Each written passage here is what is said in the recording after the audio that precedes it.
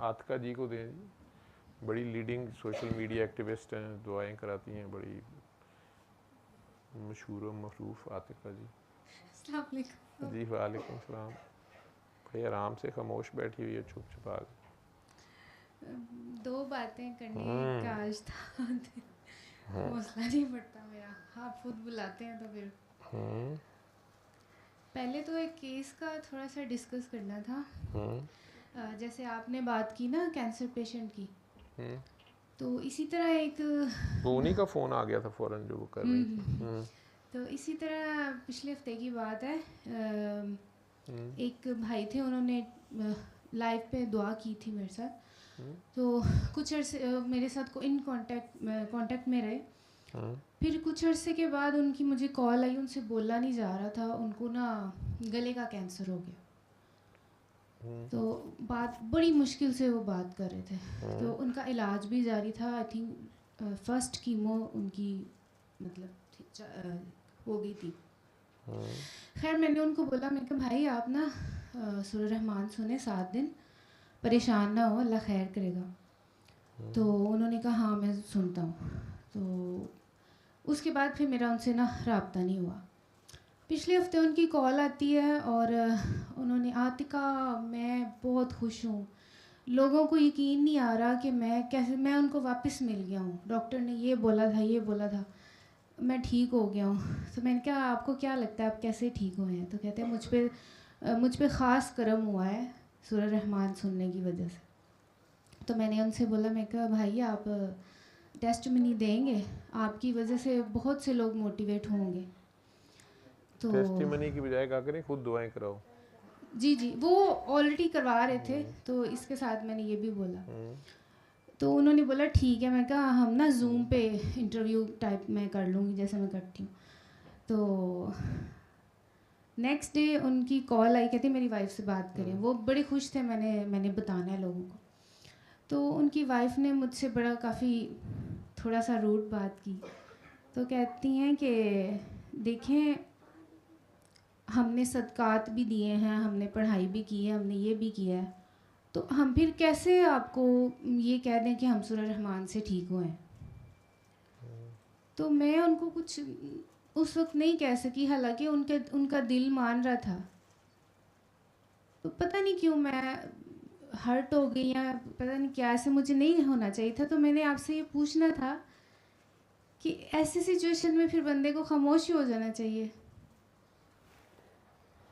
नहीं, अगर तो आपने उसको ठीक किया तो फिर आपने तुन देना था। नहीं मैंने नहीं सुना ना, क्योंकि मैंने नहीं ठीक किया। तो मैं खामोश हो गई। मैं कहा कोई बात नहीं, आपका दिल नहीं मानता, आप सदका ना भी उन्होंने करें। अल्लाह के लिए दिया है, सूरह रहमान भी अल्लाह के लिए सुनी है, सदक़े से ही ठीक हो गए होंगे, अच्छी बात है, वो ज़्यादा बेहतर है। और सूरह रहमान से ठीक हुए हैं, जिस मर्ज़ी तरीके से ठीक हुए हैं, अल्लाह उन्हें ठीक रखे। ठीक है। वैसे अगर उनके अंदर ये सवाल है कि हमें कैसे पता चले, तो वो फिर लग पता जाता होता है। फिर ना सदक़े चलते होते हैं, ना वजीफ़े चलते होते हैं, ना कोई और सूरत चलती होती है। तो घूम फिर के आखिर में आके बंदा कहता है हमें वो दुआ बताएं दोबारा।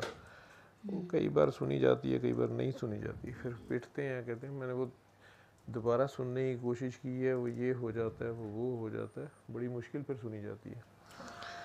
तो ये भी उसके प्यार का तरीका होता है, क्योंकि वो इंसान की है ना नेचर। लेकिन उनकी बेगम की बात और है, उसकी अपनी क्या बात है। तो नहीं अगर वो उन्होंने भी फिर फ़ोन लिया था उनसे, तो उन्होंने कहा था नहीं इनकी बात समझने की कोशिश करें मेरी बेगम की। मैं कहा जी मैं समझ गई हूँ, कोई बात नहीं, आप जो आपका दिल करता है आप कर लें। चलो ये तो आपका लर्निंग कर्व है। हाँ, और ना मुझे आपकी वो बात याद आई, आपने सेम इसी तरह का बताया हुआ था कि जब आप दुआएं कराते हैं तो फिर आपको ये इस तरह की भी चीज़ें मिलती हैं। मैंने तुम लोगों के साथ हर चीज़ शेयर की है, सिर्फ इसीलिए कि तुम में से जो कोई दुआ करा रहा है, कर रहे हो, माशाल्लाह काम कर रहे हो, तो वो डिसहार्ट ना हो, इन सारी जगहों से गुजरना पड़ता है और रिएक्ट भी नहीं करना होता। जो सबसे बड़ी बात होती है, रिएक्ट नहीं करना होता। हालांकि वो रिएक्ट जो है खौफनाक किस्म का, वो जो होता है वो हमसे पूछ के नहीं होता, वो तो सेकंड के आधार में हिस्से में हो जाता है। और फिर भी आगे खुद ही सीखोगे, ये मखलूक ही सिखाती है बंदे को। आप अल्लाह के लिए कर रहे हैं, करते रहें। और बस वन साइडेड सुन के तो जज्बाती ना हुआ करें, ना ही दुआ में पार्टी बना करें। जितने मर्जी लाडले हों कोई, या जानने वाले हों, कुछ दुआ के मामले में कंप्रोमाइज़ नहीं है। बाकी जो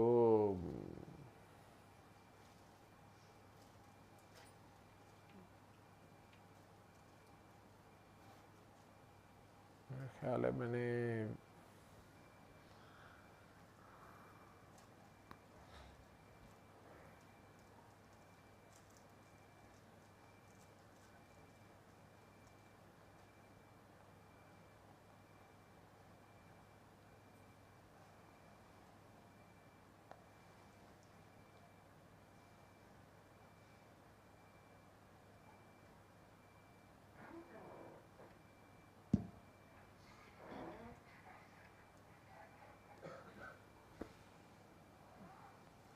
दुआ कराती रहो, ये लंबी चौड़ी इन चक्करों में पढ़ने की ज़रूरत नहीं है।